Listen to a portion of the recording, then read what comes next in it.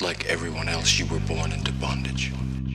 Born into a prison for your mind. Buckle your seatbelt, Dorothy, because Kansas is going bye-bye. You'll want to remember this moment as the last time you thought the flat earth was stupid.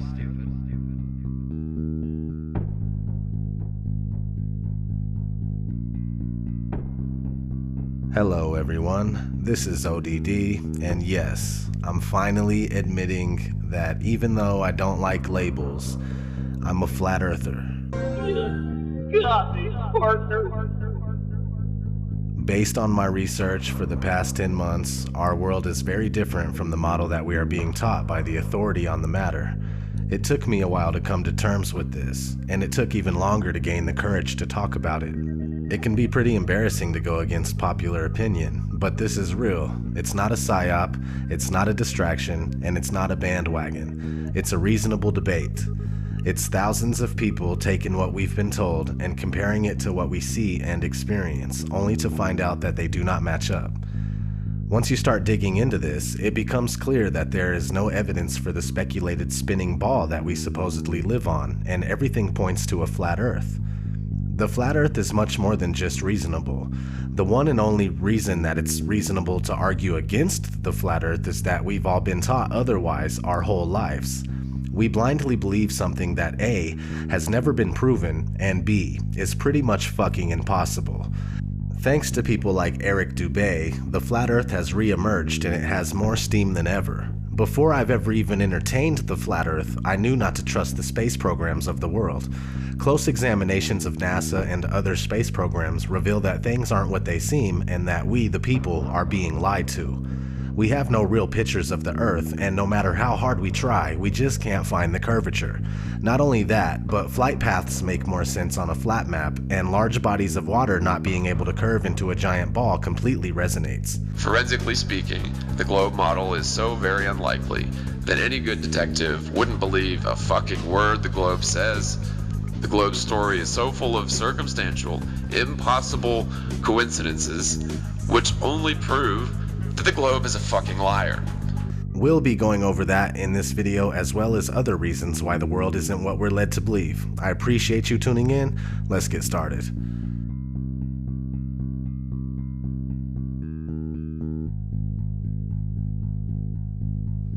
Our daily observations of the Earth are consistent with a flat and stationary surface. Most, if not all, ancient civilizations knew that the Earth was flat. The people of today would say that ancient cultures were ignorant and unaware, yet they accomplished great feats that we still can't accomplish to this day. The truth is that they had real knowledge, and some of us only have an education. But what is an education? Education is when you are told what to think and how to think. Those that are able to remember and regurgitate what they've been told on command are considered well educated. But there is a big difference between being educated and being intelligent. Just because you believe what you've been told doesn't make it true. In fact, the flat versus spherical Earth is a debate that has never really died. It's been raging for centuries. It was a huge argument as recently as the early and mid-1900s, but with programs like NASA, founded in 1958, the latter half of the 20th century was a win for the spherical Earth. It wasn't a question for the average person anymore. Though at the time the shape of the Earth was still up to be proven, NASA claims that they went to the moon and captured a shot of the spherical Earth as if they always knew it was indeed spherical.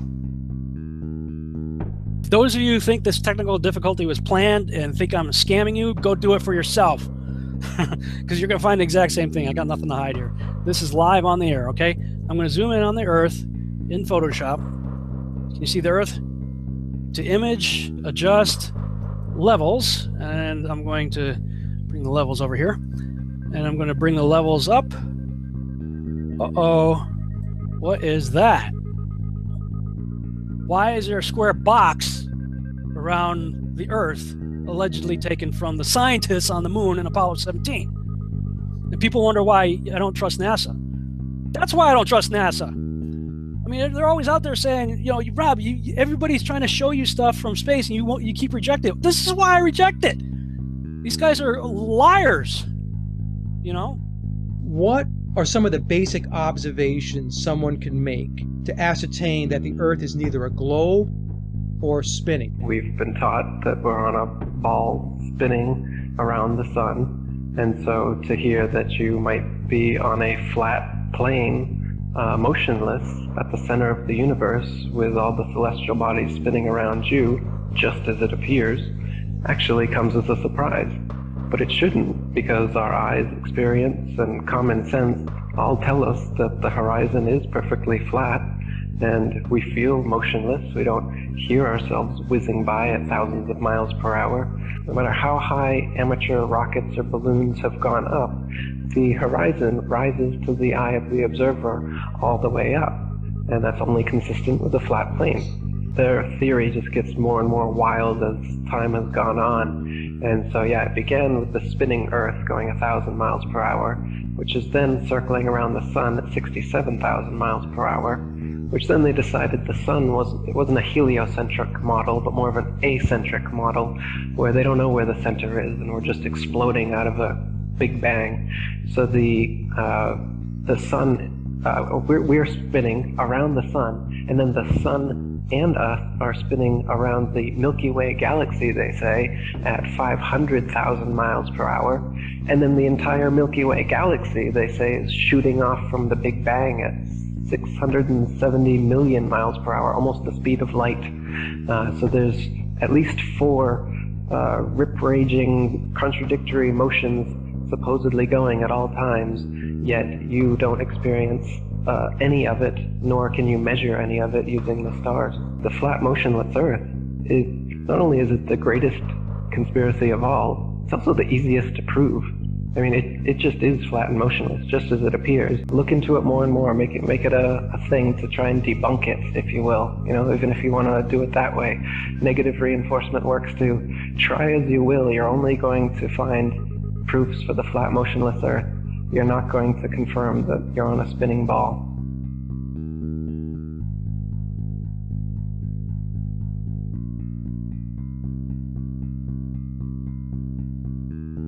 The curvature of the Earth eludes us. Either the Earth is much larger in circumference than we are told, or the curve just doesn't exist. People assume that there is a curve, but it's never really been proven beyond a reasonable doubt. Cameras with fisheye lenses, Hollywood movies, and NASA CGI are the closest we get to seeing curvature. The deception and the lies are just so pervasive, and they're just so deep that I swear it gives me a headache. The surface of water is always level. This is just natural physics. We know this, that water, if unobstructed and uncontained, will flow outwards, finding the easiest course to maintain its own level, right? So, but the Ball Earth model claims that the oceans are huge 100-mile walls of curved water curving around the ball. That's ridiculous. They say that gravity makes this possible, but you don't see that. You go to the beach, you see completely flat horizon, you see water just ever so gently coming up on the shore. So there's the pretty blue marble that NASA claims we are living on, with circumference of 24,901 and 3959 radius. So to find the curvature, you take 8 inches times your distance squared. That's 8 inches times your distance squared, and if you don't square the distance, you end up with this, and this is not what NASA has shown us. They have given us a beautiful blue marble that we love. So you get 8 inches for 1 mile, 32 inches in 2 miles, 16.6 feet with 5 miles, so on and so forth. So what I did is I shot this pier, which is in Daytona Beach, Florida, and as you can see, between the water and the walkway of the pier is about 12 to 16 feet based on the height of the people and the railing. So I started at Granada, which is 4.92 miles away, and I shot this, and based on that distance and the formula, there should be 16 feet of curvature, but obviously you can still see the entire gap under the walkway there between that and the water. So in addition to that, behind that pier is actually a lighthouse, which you can see right above the pier, you can see the light. That is 16 miles away from my location. And I shot that lighthouse. Now that lighthouse is 175 feet tall, and the curvature from 16 miles away should be 170 feet. You can clearly see about the entire lighthouse beyond that pier. So like I said, there should be 170 feet of curvature, but there's none. And those hotels there are even further. Those are in New Smyrna, which is 20 miles. If NASA is right and there is, we do live on a ball, they're going to have to make up that curvature. If it's not in the 20 miles I'm shooting, well then that means it's got to be made up further on down the line. So you can't have it both ways. You can't say we live on this ball and then say, oh, you can't detect the curvature. Well, you got to detect it somewhere, because if it's not dropping here, it's going to have to drop even more down the lines in order to make that circle, that ball they say we live on. And it's pretty round. That blue marble they give us is perfectly round. Lighthouses are one great example. The Isle of Wight Lighthouse in England, it's 180 feet high and can be seen up to 42 miles away, a distance at which modern astronomers say the light should fall 996 feet below the line of sight. Why can you still see it? Another one worth mentioning that people be familiar with is the Statue of Liberty. It stands 326 feet above sea level, and on a clear day can be seen as far as 60 miles away. Now, if the Earth was a globe at the dimensions that they give us, that would put Lady Liberty at an impossible 2,074 feet below the horizon.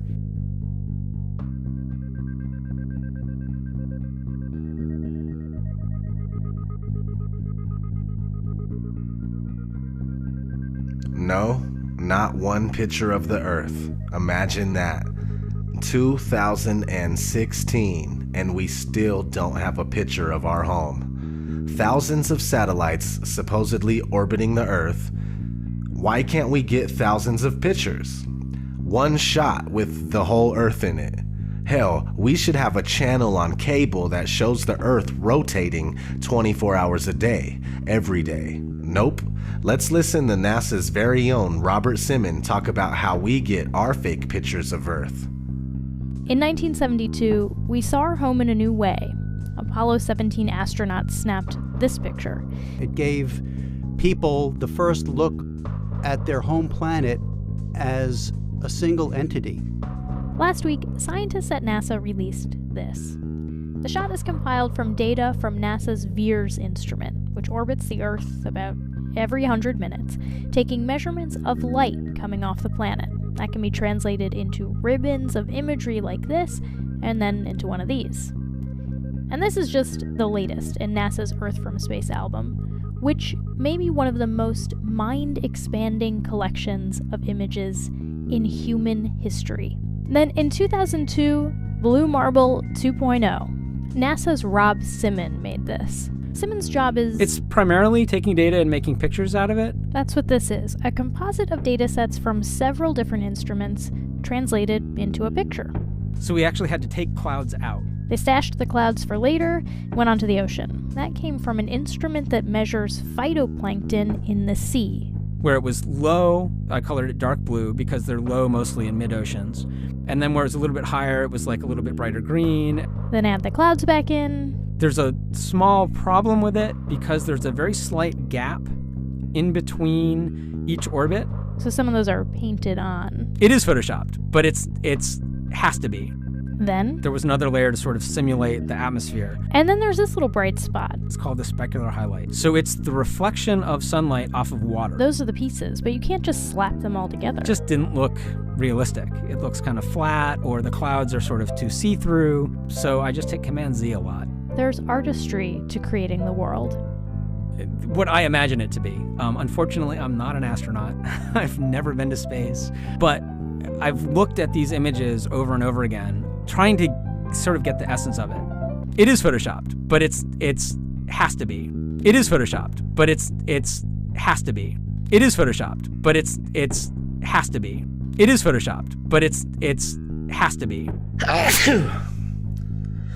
Excuse me, I'm allergic to bullshit. Not having one authentic picture of the Earth alone is a huge red flag. Christoph, let me ask you, Why do you think that Truman has never come close to discovering the true nature of his world until now? We accept the reality of the world with which we're presented. It's as simple as that.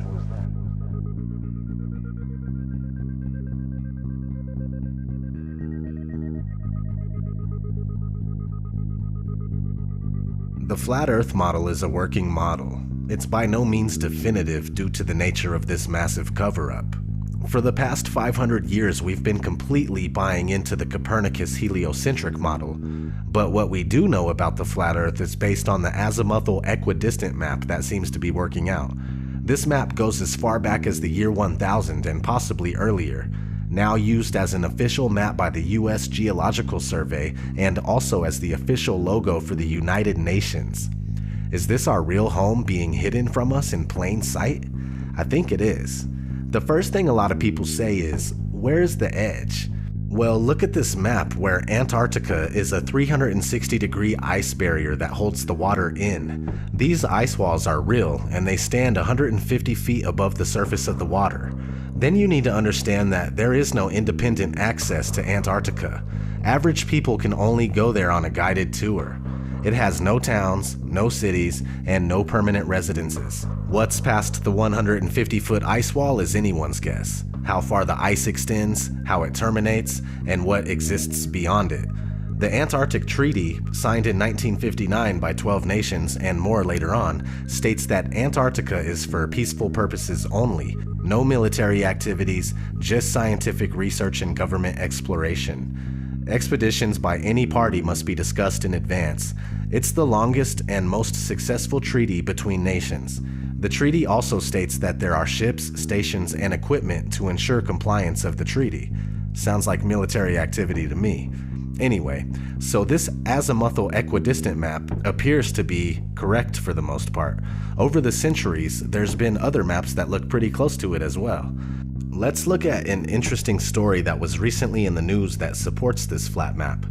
A woman gave birth on a flight from Bali to Los Angeles, so the flight made an emergency landing in Alaska. Here's what it would look like on a globe.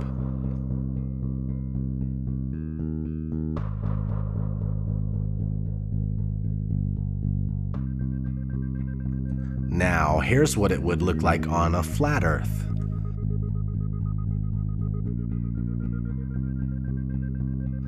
Which one makes more sense? Exactly. A big issue I was having with the flat Earth for the longest time was the sunrise and sunsets. I realized that it was a perspective issue. First, you must understand that the sun is not 93 million miles away. If it was, we would never see anything like this here. This is concentrated because it's closer. It's much more probable that the sun is only a few thousand miles away and that it's the same size as the moon. Once you comprehend this, all of the sudden, solar eclipses make sense. Holy fucking shit! Something that makes sense! Okay, so the sun is close, which gives it the ability to spotlight the area that it's over, and when it leaves your view, due to perspective, it takes the light with it.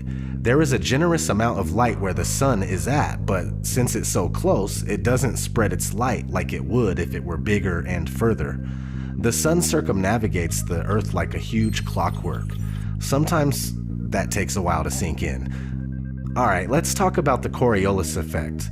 The Coriolis effect states that when a moving object leaves the ground, the Earth continues to rotate, meaning that when shooting a gun at a certain distance, the bullet would be a little off due to the Earth's rotation. If that's the case, then airplanes would have to account for the Coriolis effect, but they don't. This is only a few things that work better on a flat, motionless Earth. Do you need 100 excuses as to why you're not feeling any motion or seeing any curvature? Are those excuses easier to believe? Or is it easier to use Occam's razor and go with what our senses are telling us? The Earth is flat and not spinning. Now, real quick, let's kind of just explain the Coriolis effect in layman's terms. The Coriolis effect is the effect that when the bullet leaves the barrel of the gun, it is actually leaving the surface of the Earth. So as the bullet leaves the barrel of the gun, the Earth is still rotating. and the bullet is not rotating with the Earth. So the Earth will actually rotate out from underneath of the bullet while it is in flight.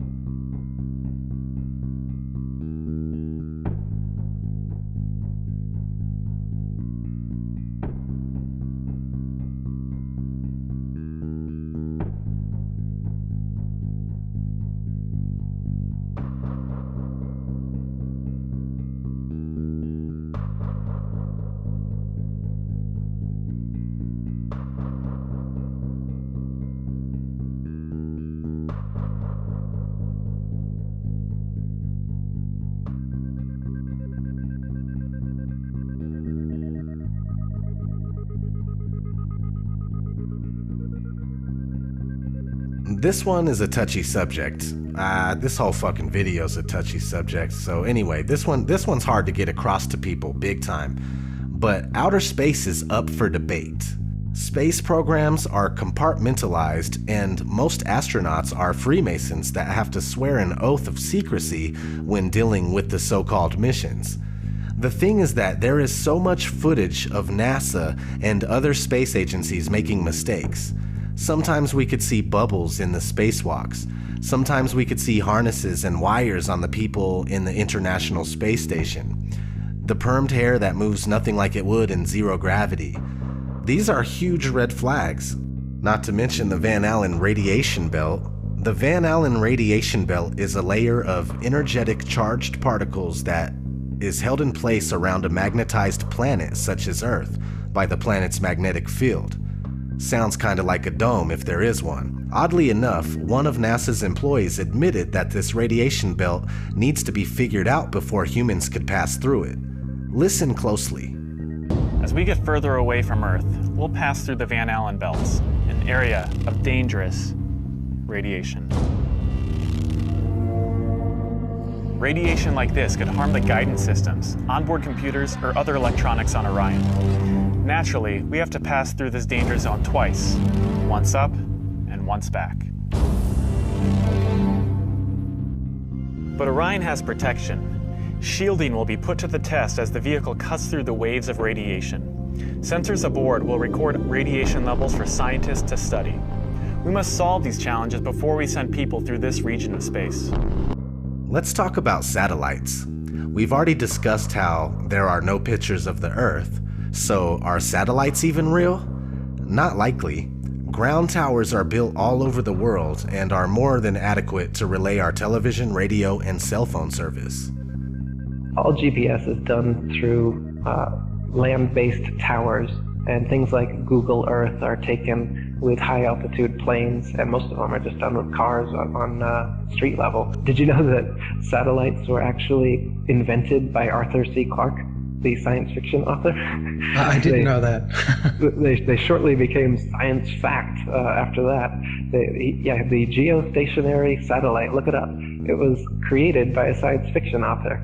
And then within a decade, NASA claims to have sent a real one up there, and ever since then, that's where we get all our communications from. So if satellites were real, we would constantly hear stories of them being hit by meteors or comets, and that doesn't happen. No one's ever lost their direct TV feed during the Perseids meteor shower because one of the meteors knocked out one of the satellites. Doesn't happen, it's never happened, and it won't happen. And that to me tells me there is no satellites. You would constantly be worried about them, and you would constantly hear about them having something happen, and it's so rare that you hear that.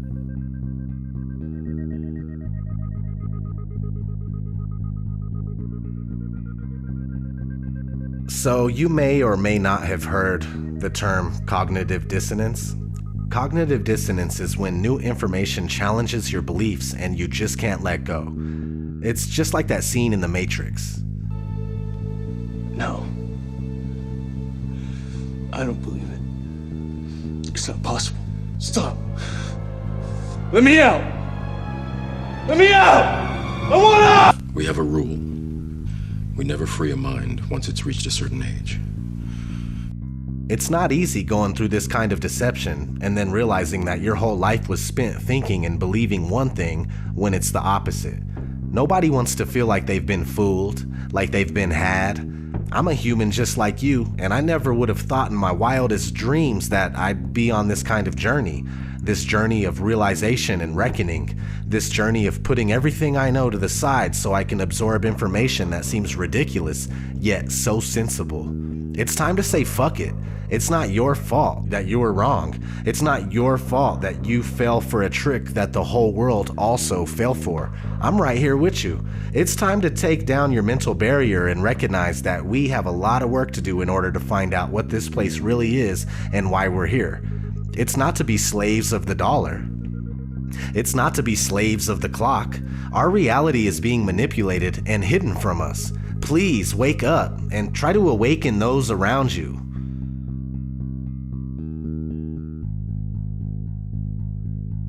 So how did this happen? Okay, let's start in the classroom. The first time anybody enters a school classroom, they are introduced to the globe model of the Earth.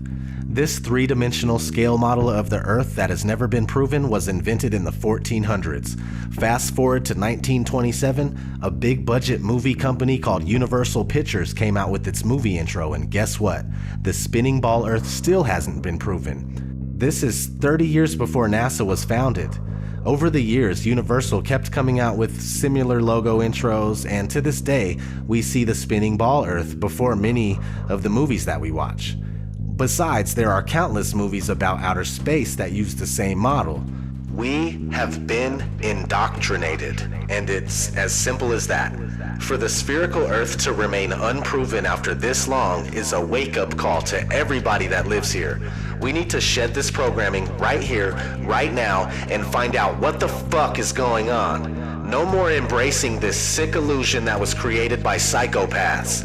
I'm going to keep searching for answers and trying to make something happen. All I want to know is, who's coming with me?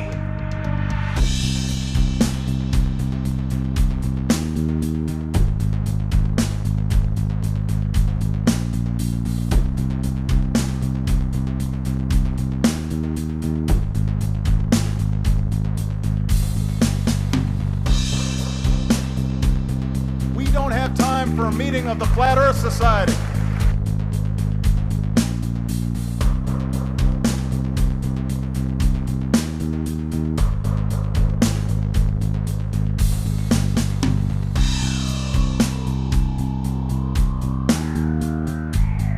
I'd like to be an explorer, like the Great Magellan. Oh, you're too late. There's really nothing left to explore.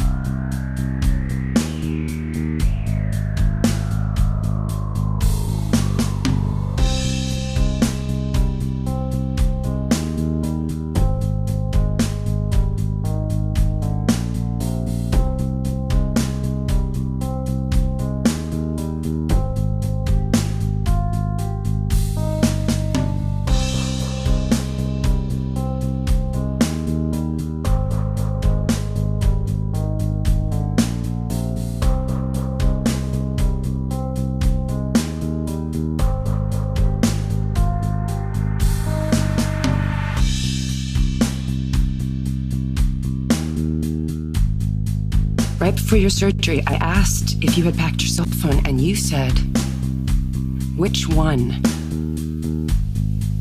When? Skylar, I was medicated. I mean, I could have said the world was flat. You know what I think? I think you accidentally told the truth. The world was flat. You know what I think? You accidentally told the truth.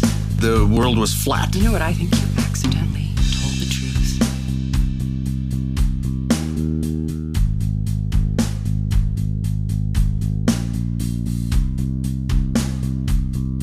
really the evidence shows me that it's flat and stationary. There is much more evidence based on just pure analysis that it's flat and stationary.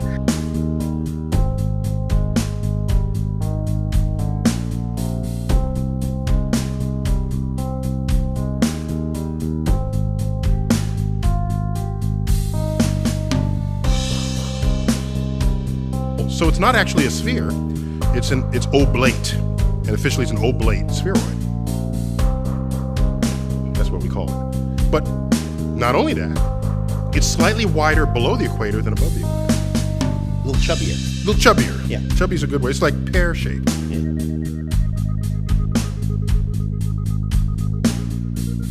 Really, we're in big trouble as far as lack of critical thinking and lack of free thinking. We really are in big trouble.